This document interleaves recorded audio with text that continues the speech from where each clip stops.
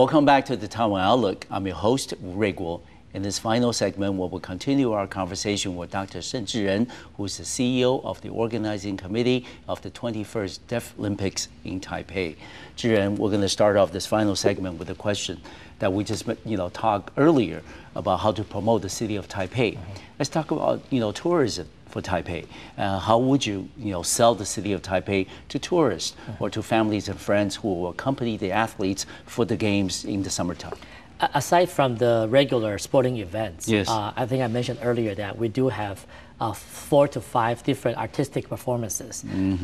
On my rough estimate, we have about 100,000 tickets in total for these artistic performances, such as Blue Man or Yunnan Yinxiang. That's another group from China. Yes. And we have also local performances like Minghua Yuan, also Ame, along with 20 Aboriginal singers. They're going to hold a concert. Very nice. So we hope that these are all very attractive events. Yes. We hope this can also help Taipei attract some tourists. Yes. And also during the game, we will have an international food festival so that flavors from all different countries can be presented to the athletes. Right. Yes. And we also, the whole Taipei Arena and the Taipei Stadium area will be made like a kind of like a promotion for the Taipei Gardening and Horticultural Expo. Yes. So it's going to be flooded with flowers and plants. Yes. It's going to make the whole area very pretty. Yes. We hope that with all these creative decorations and activities, tourists can be attracted to Taipei. Yes, I understand that as a CEO, you have a lot of work, and part of the work that we just discussed about coordination, about recruitment, about selling, market the city of Taipei. But in addition to that, I understand that this is a very expensive event as well. You need a lot of funding, a lot of expenses. Certainly, you cannot rely 100% of your funding on government sources. You need to go to your private sponsorship, into the private sector. How do you, sell the idea of Deaflympics to the private sector, to the major, corporations who would, like to be sponsors for the event? I actually tried it the primitive way. I do it, which is one by one. So yes. we try to make appointments with all these potential sponsors. As long as they give me the opportunity, I make about a 40-minute presentation and take questions from them. And right now we do have 13 level 1 sponsors. Level 1 meaning? Meaning that the minimum threshold is 10 million Taiwanese dollars that they donated. Quite sizable. To the organizing committee. And our level 2 is 5 million. And we have level 3, it's more than 1 million. So in total, we have more than 35 sponsors for the different levels. Right? Yes. So we feel like this is really a very good turnout of participation for the business community. And I also made speeches at the American Chambers of Commerce and also the European Chambers of Commerce, and having the chance to make presentations to all the ambassadors in Taipei to show them and let them know that how many their fellow countrymen are coming to Taipei, so that we hope that the business community as well as the international community in Taipei can all be mobilized to join in this event. And we all know that a lot of different countries have hosted Olympic Games, that also Deaflympics, in the past.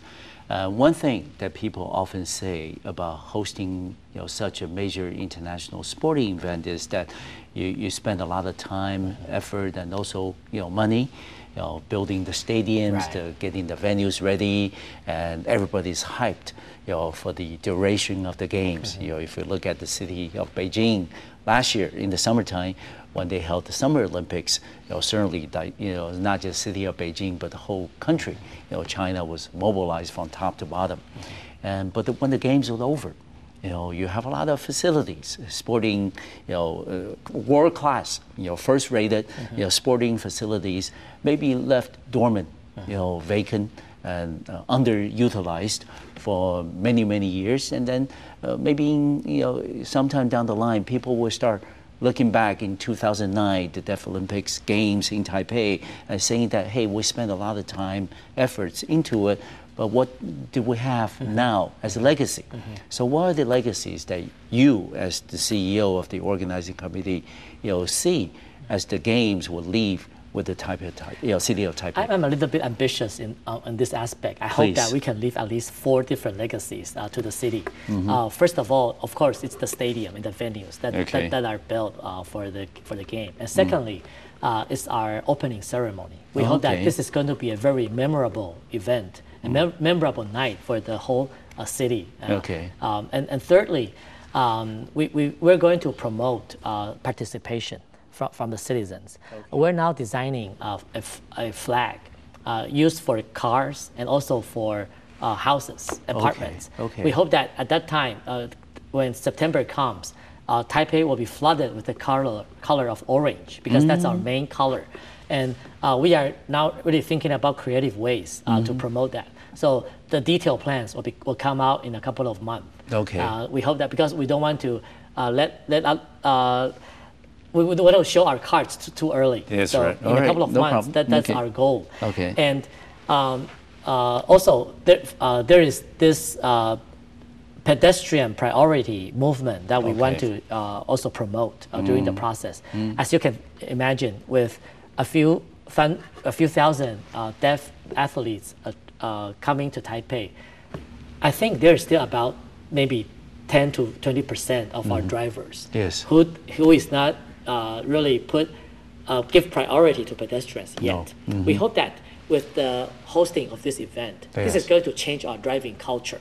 This is something I think would be one of the most important legacy left for Deaflympics. We hope that one day when we look back, everybody can point to, 2009 Deaflympics is when Taipei upgraded its culture of driving.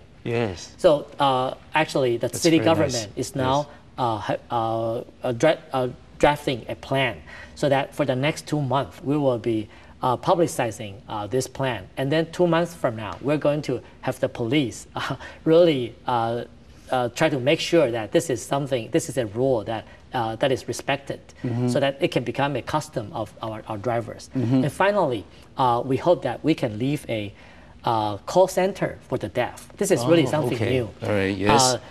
We hope, because 6 months ago, the CEO and the Secretary General from the headquarters told me that because there's so many things we have to discuss weekly, maybe we should have a regular time for a phone call. But she's deaf and I'm not. So I was a little puzzled at first. How can she call me? And later I found out that in the US, there is a call center for the deaf. So I'm actually bringing that call center into Taipei City. So in the future, deaf people can call this call center and they can use sign language. There will be a video conference between the deaf person and the call center. And then the deaf person can call any non-deaf person from using an ordinary phone. So there is actually no delay at all when I was talking to her on the phone. Right, so I feel like this is really a great thing. We kind of open up the doors of communication for the deaf people living in Taiwan. So starting in September, any deaf person in Taiwan will be able to use our call center and call any non-deaf person for free. So this is really something quite exciting. Yeah, this is a very ambitious plan, and I'm certainly confident that you're going to be able to achieve them. And for the remainder of the program, we only got a few minutes left, Jiren, and you being a political science professor, and then you also being a regular commentator on major TV programs here. And for the past 2.5 years, you've been in government, in the Taipei municipal government, and now you've been also actively involved in the organizing effort for the Deaflympics in Taipei. And you have played multiple roles in your career. And which one do you like the best? And how do you balance the different roles that you have to play and the different responsibilities you have? I think no doubt being the professor is the one that I like you most. Prefer most. Right. And working in the government is really something not in my plan. I didn't expect that. But on the other hand, the whole process is really tiring. I'm sure that maybe years from now, when I look back, I'm going to say, wow, this is really an interesting period. But at this moment, it's a really very demanding job. It's a very demanding job. So yes. I just hope that Deaflympics can be held without any problem, and that the deaf athletes, their efforts can be honored, and that they can shine really on this stage. Mm-hmm. If I were going to ask you one thing, when the games is over, what would you say? If I'm going to ask you one thing, when the games are over at the middle of September, what would you say in reflection of the game themselves? I really don't know. I really have to. I probably have to wait till September to know how I feel then. Okay, but it will certainly be a relief. But I certainly, good luck to you, and hope for the best. I'm sure that under your leadership, and also the leadership of the mayor and others on the staff with you at the organizing committee, this is going to be the best and most successful Deaflympic Games yet. And certainly, good luck to you, Dr. Sheng. Thank you. Okay, and thank you for watching the Taiwan Outlook. I'll see you next time on Microfilm Television.